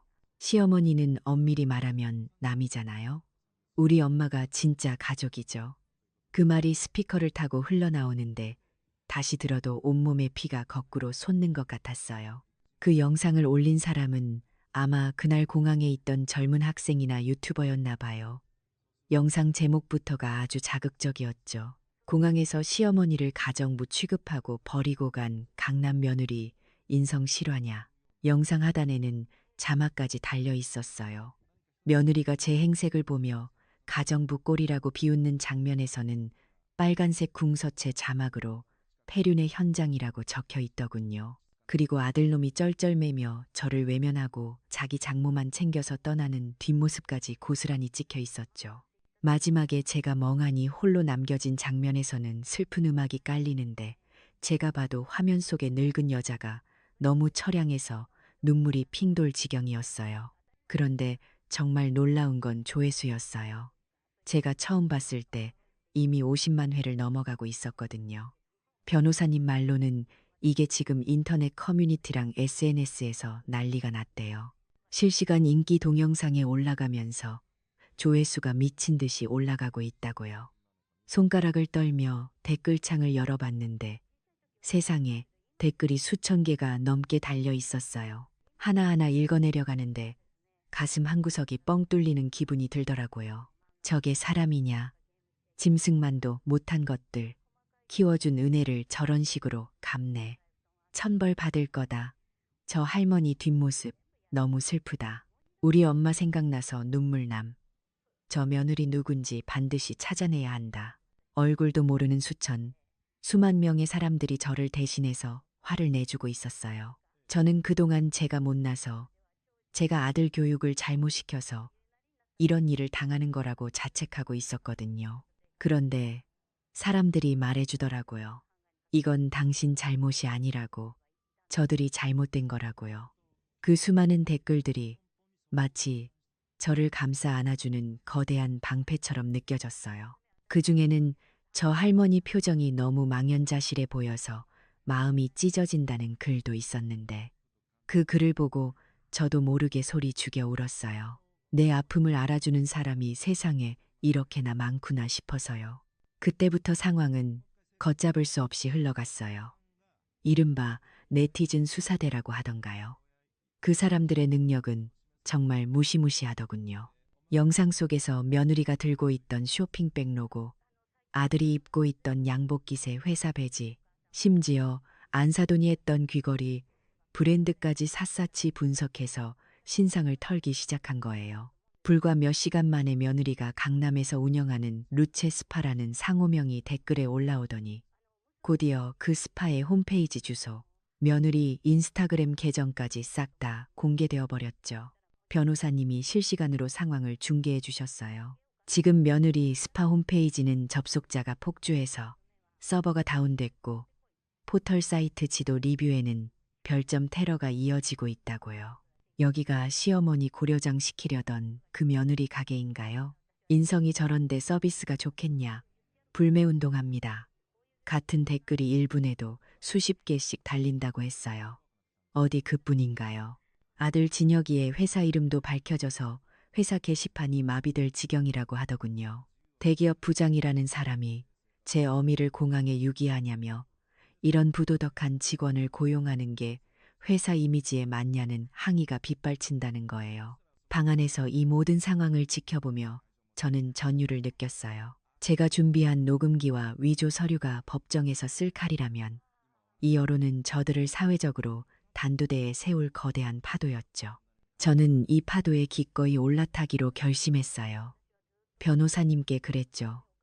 혹시 기자가 연락 오거나 하면 막지 말라고요. 이제는 제가 숨을 이유가 없으니까요. 그때였어요. 거실 쪽에서 악 하는 날카로운 비명소리가 들린 건 며느리 혜진이의 목소리였죠. 저는 올 것이 왔구나 싶어 표정을 싹 지우고 방문을 열고 나갔어요. 거실 풍경은 그야말로 아수라장이더군요.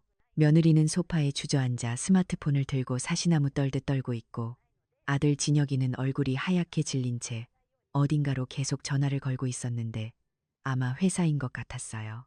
안사도는 이게 무슨 날벼락이니 누가 이런 걸 찍어서 하며 발만 동동 구르고 있었고요. 제가 아무것도 모르는 척 눈을 동그랗게 뜨고 물었죠. 왜 그러냐? 무슨 일 있어? 다들 얼굴이 왜 그래? 그러자 며느리가 저를 쳐다보는데 그 눈빛에 공포와 원망이 뒤섞여 있더라고요.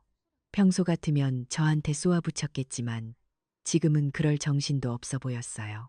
혜진이가 덜덜 떨리는 목소리로 중얼거리더군요. 어머니, 이거 어머니가 시킨 거예요? 누가 공항에서 우리를 찍었어. 지금 내 가게, 오빠 회사 다 털렸어. 사람들이 우리 죽이겠대. 저는 속으로 쾌재를 불렀지만 겉으로는 짐짓 놀란 척 다가가서 며느리의 스마트폰을 들여다봤어요. 그리고 말했죠. 아니 이게 뭐냐. 세상에 누가 우릴 찍었어. 아이고 망측해라. 근데 혜진아, 여기 댓글들이 다 너보고 뭐라 하는 거냐. 폐륜, 고려장, 이게 다 무슨 소리래. 제 말에 며느리는 입술을 깨물며 고개를 푹 숙였고 아들 진혁이는 머리를 감싸쥐고 소파에 쓰러지듯 누워버렸어요. 회사에서 아마 해고 통보라도 받은 모양이죠.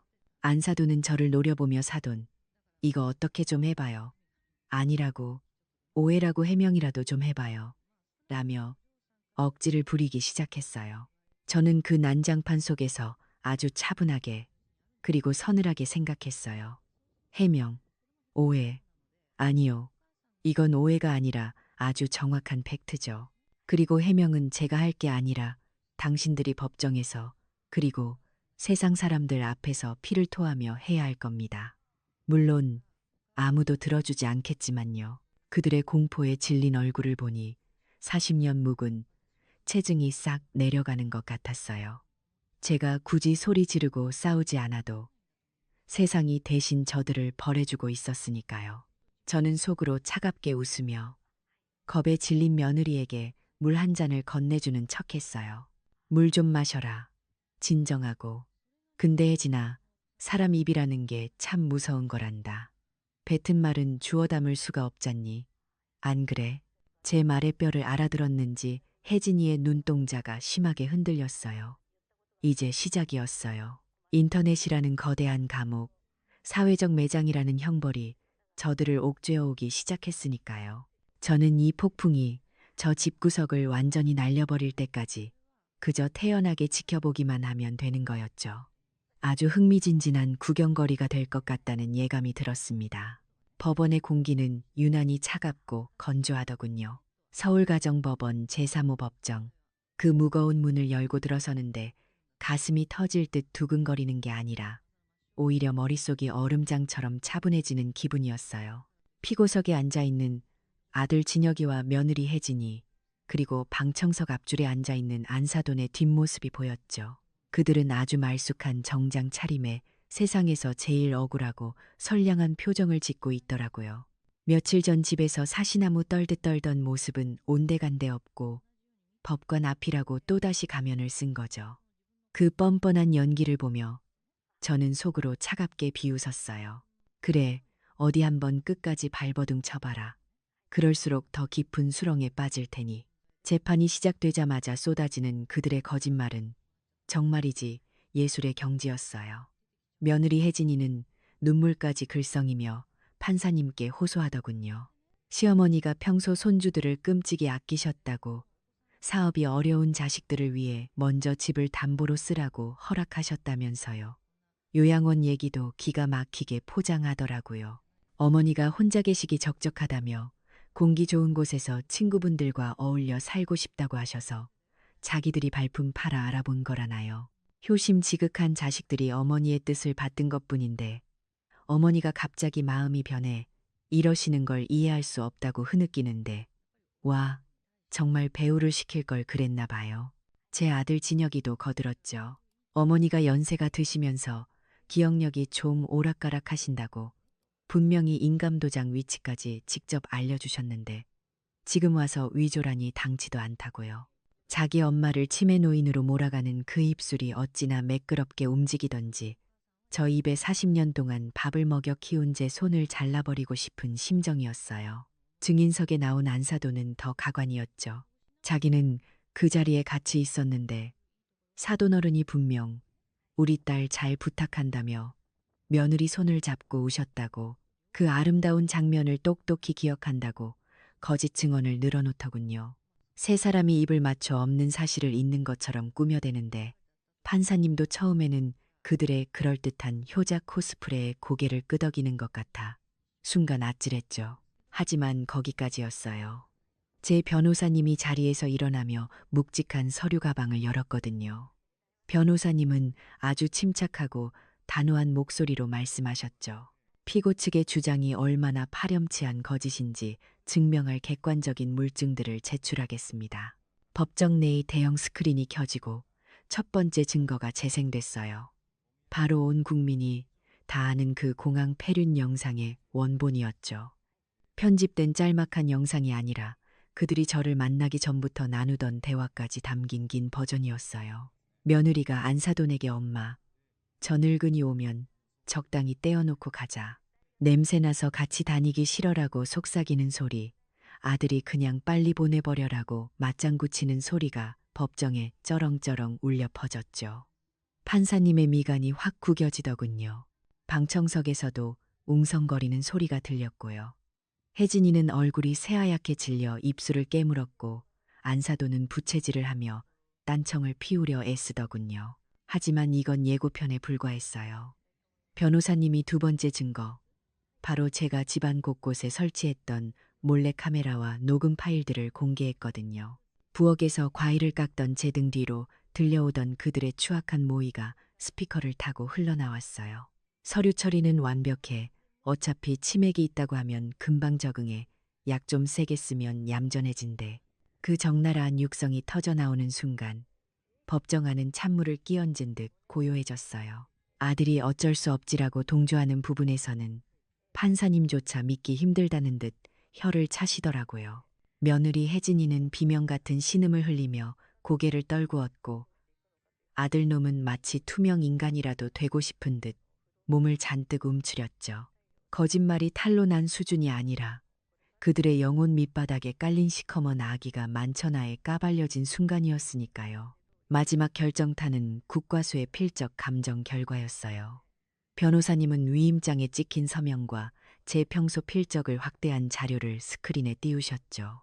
보시는 바와 같이 위임장의 서명은 인위적인 떨림과 필압의 차이가 확연합니다. 이는 명백한 위조입니다. 과학적인 증거 앞에 그들이 할 수 있는 변명은 더 이상 남아있지 않았어요.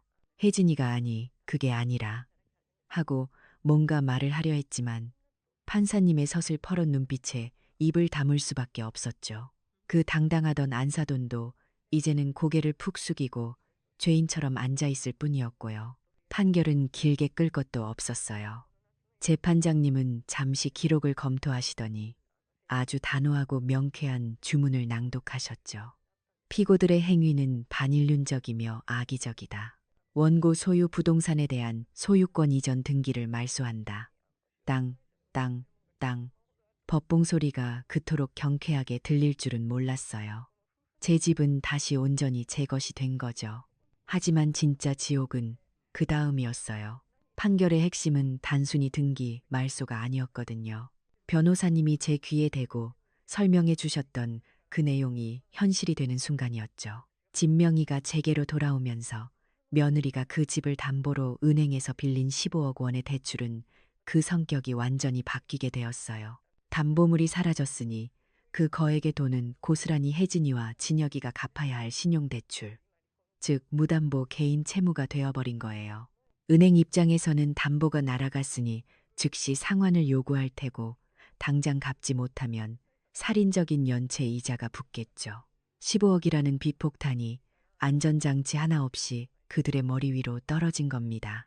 법정을 나서는 아들놈의 다리가 풀려 휘청거리는 걸 봤어요. 그제야 현실을 깨달은 거죠. 평생 갚아도 못 갚을 빚더미에 깔려 죽게 생겼다는 걸요. 법원 문을 나서는데 밖은 이미 또 다른 아수라장이었어요. 어떻게 알았는지 기자들이 구름대처럼 몰려와 있었거든요. 공항 폐륜 사건의 주인공들이 재판을 받는다는 소문이 퍼진 모양이었어요. 카메라 플래시가 번개처럼 터지는 가운데 아들 진혁이가 비틀거리며 걸어 나오자 기자들이 마이크를 들이대더군요. 어머니를 요양원에 감금하려던 게 사실입니까? 회사에서 해고 통보를 받으셨다는데 심경이 어떠십니까? 네, 맞아요. 재판이 진행되는 동안 아들의 회사에서는 발빠른 조치를 취했더라고요. 기업 이미지를 최우선으로 하는 대기업에서 전 국민의 공분을 산 페류나를 부장 자리에 앉혀둘 리가 없죠. 품위유지 의무 위반 및 사회적 물의를 일으킨 죄로 징계 해고가 결정되었다는 기사가 이미 포털 메인에 떠 있었어요. 아들은 기자들의 질문에 대답도 못하고 얼굴을 가린 채 도망치듯 차에 올라탔지만 그 비참한 모습은 실시간으로 전국에 생중계되고 있었죠. 며느리 혜진이의 상황은 더 참혹했어요. 사문서 위조와 사기 미수 혐의가 법원에서 인정되면서 당장 형사 고발이 들어간 건 물론이고요.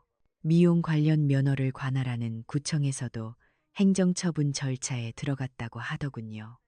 부도덕한 행위로 금고 이상의 형을 받게 되면 면허가 취소될 수 있거든요.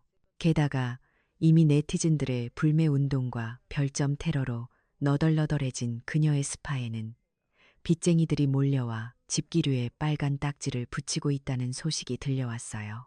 화려한 강남 사모님 노릇을 하던 그녀가 하루아침에 전과자이자 파산자가 되어 길바닥에 나앉게 생긴 거죠. 그 당당하던 안사도는 어떻게 됐냐고요. 법원 주차장에서 그녀를 알아본 동네 부녀회 사람들과 마주쳤는데 아주 볼만하더군요. 평소에는 우리 사위가 대기업 다니고 딸이 강남에서 사업한다며 거들먹거리던 분이었는데 이제는 사람들이 침을 뱉지 않는 게 다행일 정도였어요. 어머, 저 여자가 그 폐륜 며느리 엄마라며 딸 교육을 어떻게 시켰길래 사돈 등 처먹을 생각을 해. 짐승만도 못한 집안이랑은 상종을 말아야지. 수군거리는 소리가 귀에 쏙쏙 박히는데 안사도는 선글라스로 얼굴을 가리고 쥐구멍이라도 찾는 듯 허둥지둥 사라지더군요. 저는 그 난장판을 멀찍이서 지켜보며 깊은 숨을 들이마셨어요. 매캐한 서울 공기가 오늘따라 왜 이렇게 상쾌한지 모르겠더라고요. 가슴속에 얹혀있던 커다란 바위가 산산조각 나서 사라진 기분이었어요. 억울함이 해소된다는 게 이런 거구나. 정의가 실현된다는 게 이렇게나 짜릿한 거구나. 온몸으로 느꼈죠. 40년 동안 시장 바닥에서 억척스럽게 살며 무시당하고 믿었던 자식에게 배신당해 피눈물을 흘렸던 지난 날들이 주마등처럼 스쳐 지나갔어요. 하지만 이제 눈물은 없어요. 저들이 흘릴 피눈물만 남았을 뿐이죠. 저는 제 집을 찾았고 제 존엄을 찾았어요. 그리고 무엇보다 저를 체삼매던 모성이라는 이름의 족쇄를 끊어버렸다는 해방감이 저를 감쌌어요. 아들 부부가 탄 차가 기자들을 피해 요란하게 주차장을 빠져나가는 뒷모습을 보며 저는 조용히 읊조렸어요. 잘 가거라. 그 15억 빚은 이제 온전히 너희들의 몫이다. 내 피 같은 돈을 탐낸 대가가 얼마나 혹독한지 평생 뼈저리게 느끼며 살게 될 거야. 주머니 속에서 진동이 울렸어요. 시장 상인회 회장님이 보낸 문자였죠. 영자씨, 뉴스 봤어. 속이 다 시원하다. 얼른 와. 우리가 잔치국수 삶아놨어. 그 문자를 보는 순간 참았던 웃음이 터져 나왔어요. 그래요. 저한테는 이제 진짜 제 편이 되어주는 사람들이 있어요. 껍데기뿐인 가족이 아니라 땀 냄새 섞인 정을 나누는 진짜 이웃들 말이에요. 저는 법원을 뒤로하고 당당하게 발걸음을 옮겼어요. 제 인생의 진짜 황금기는 바로 지금부터니까요. 법원에서 승소 판결을 받고 며칠이 지난 오후였어요. 그날은 유난히 햇살이 좋아서 베란다 창문을 활짝 열어두고 청소를 하고 있었죠. 묵은 먼지를 털어내듯 집안 구석구석을 닦아내는데 초인종 소리가 요란하게 울리더군요. 택배 올 것도 없는데 누구인가 싶어 인터폰 화면을 확인했다가 저는 헛웃음을 터뜨리고 말았어요. 화면 속에 비친 그 몰골들이 불과 며칠 전 법원에서 봤던 그 사람들이 맞나 싶을 정도로 처참했거든요. 마치 어디 난민 수용소에서 탈출이라도 한 사람들 같았어요. 며느리 혜진이는 그 좋아하던 명품 가방은 어디다 팔아먹었는지 빈손에 머리는 감지 않아서 떡이 져 헝클어져 있었고요.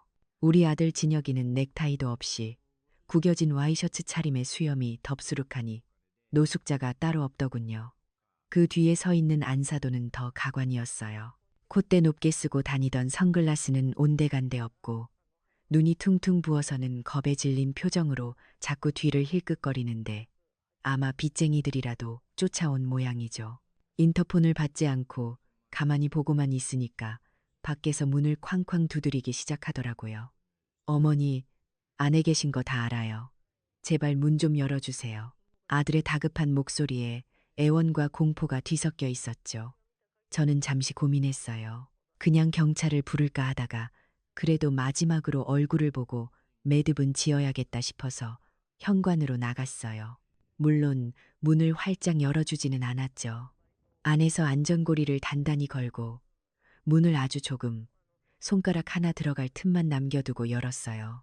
문이 열리는 소리가 나자마자 세 사람이 약속이나 한 듯이 복도 차가운 바닥에 무릎을 꿇더군요. 좁은 문틈 사이로 그 비굴한 정수리들이 보이는데 기분이 참 묘했어요. 며칠 전만 해도 저를 요양원에 가두고 자기들끼리 희희낙낙하던 사람들이 이제는 제 발밑에 엎드려 목숨을 구걸하고 있는 꼴이라니. 어머니, 제가 죽을 죄를 지었어요. 한 번만 용서해 주세요. 당장 갈 곳이 없어서 그래요. 빚쟁이들이 집까지 찾아오고 난리도 아니에요. 제발 살려주세요. 진혁이가 울먹이며 문틈으로 손을 집어넣으려 하더군요. 제가 차갑게 그 손을 쳐내자 이번엔 며느리가 바닥에 머리를 떼으며 통곡을 시작했어요. 어머니, 제가 미쳤었나 봐요. 귀신에 씌었었나 봐요. 저 감옥 가기 싫어요. 면허 취소되면 저 이제 밥벌이도 못해요. 어머니가 탄원서 한 장만 써주시면 선처 받을 수 있대요. 네, 제발요. 뒤이어 안사돈까지 합세해서 사돈. 내가 딸 교육을 잘못 시켜서 이 사단이 났어요. 우리 모녀 좀 불쌍하게 여겨줘요. 하며 싹싹 비는데 그 모습들이 어찌나 가증스러운지 구역질이 올라올 뻔했죠. 저는 그들의 악어의 눈물을 가만히 내려다보다가 아주 낮고 차분한 목소리로 입을 열었어요. 화를 낼 가치도 없다는 듯이요. 혜진아, 울지 마라. 내 화장이 지워지니까 더 보기가 흉하구나. 제 말에 며느리가 희망을 본 듯 고개를 번쩍 들더라고요. 저는 그 눈을 똑바로 쳐다보며 말을 이었죠. 기억나니? 인천공항에서 네가 나한테 했던 말. 시어머니는 엄밀히 말하면 남이라고 했었지. 촌수도 없는 완벽한 남이라고. 며느리의 얼굴이 사색이 되어 파들파들 떨리더군요. 저는 맷기를 박았어요. 생각해보니 내 말이 100번 맞더라. 핏줄도 안 섞였는데 무슨 가족이겠니. 그래서 말인데 남인 나는 너희라는 무거운 짐을 지지 않을 의무가 있어. 남의 빚을 갚아줄 의무도 남의 잠자리를 제공할 의무도 없지. 아들이 엄마 하고 소리치며 매달리려 했지만 저는 아들에게도 시선을 주지 않고 허공을 보며 말했어요. 진혁아, 너도 그랬잖니. 장모님이 진짜 가족이고 나는 분위기 망치는 사람이라고. 그러니까 너희끼리 똘똘 뭉쳐서 그 잘난 진짜 가족.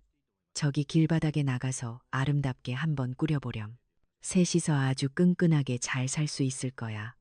15억 빚도 셋이서 나누면 좀 가볍지 않겠니?